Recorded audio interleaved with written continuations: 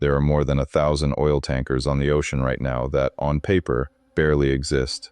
No real insurance. Ownership hidden behind shell companies stacked 3 and 4 layers deep. Transponders switched off for days at a time. This is the shadow fleet, and it is quietly making Western sanctions on Russian, Iranian, and Venezuelan oil far less effective than the headlines suggest. Since the G7 imposed a price cap on Russian seaborne oil in late 2022, designed to let oil keep flowing but at a capped price, using Western insurance and shipping as the enforcement lever, a parallel fleet has emerged specifically to root around it. Estimates from maritime intelligence firms put the shadow fleet at 1,300 to 1,400 vessels, many of them aging tankers, bought up specifically to move sanctioned oil outside the Western-controlled insurance and shipping system. How does it actually work? The core mechanism is disconnection from Western infrastructure. A normal tanker is insured through Western-based protection and indemnity clubs, flagged with a recognized maritime authority, and trackable via the automatic identification system. Shadow fleet vessels strip out one or more of these. They flag with permissive registries, insure through obscure or self-insured pools, and frequently go dark on AIS tracking during the riskiest legs of a voyage, often near sanctioned loading ports. The second mechanism is ship-to-ship transfers. Sanctioned oil is loaded onto a shadow tanker, sailed to open water, often near Malaysia, Greece, or the Mediterranean, and transferred ship-to-ship onto a clean tanker with a legitimate paper trail. By the time it reaches a refinery in India, China, or Turkey, the oil's origin has been laundered through 2 or 3 vessels and several changes of paperwork. This is not improvised.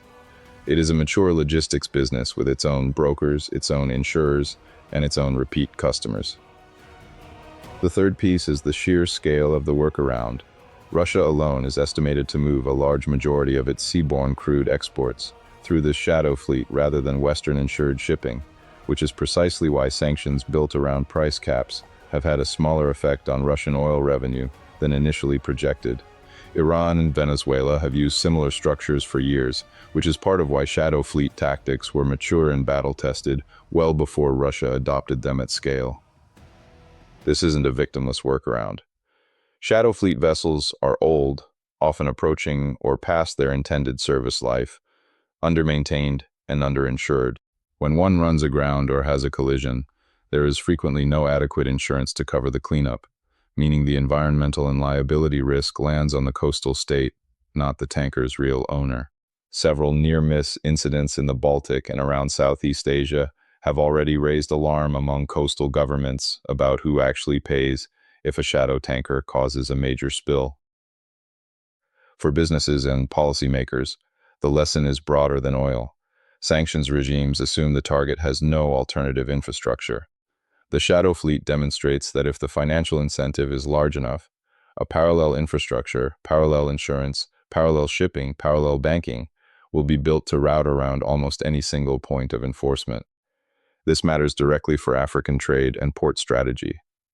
Any country enforcing sanctions compliance, or conversely any country positioning itself as a trade and logistics hub, needs to understand that sanctions enforcement is now a shipping data and insurance verification problem, not just a customs declaration problem. If you're in trade, logistics, insurance, or port operations, the practical takeaway is this: know your counterparty's actual insurer, not just their flag state. AIS gaps, recently reflagged vessels, and unusually cheap freight quotes on sanctioned adjacent routes are now standard red flags that compliance teams at reputable shippers and insurers are trained to catch. And any business that isn't screening for them is exposed to secondary sanctions risk without realizing it. The shadow fleet is proof that sanctions are a cat-and-mouse game, not a light switch.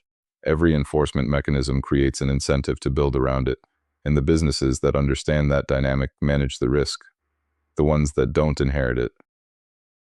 This is the Katakyie Brief.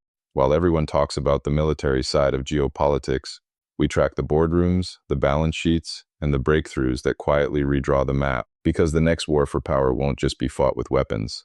It'll be fought with technology, capital, and ideas. If you want to stay ahead of that shift, share this with someone building in the space, and follow for the next brief. Stay sharp. Stay ahead. This is the Katakyie Brief,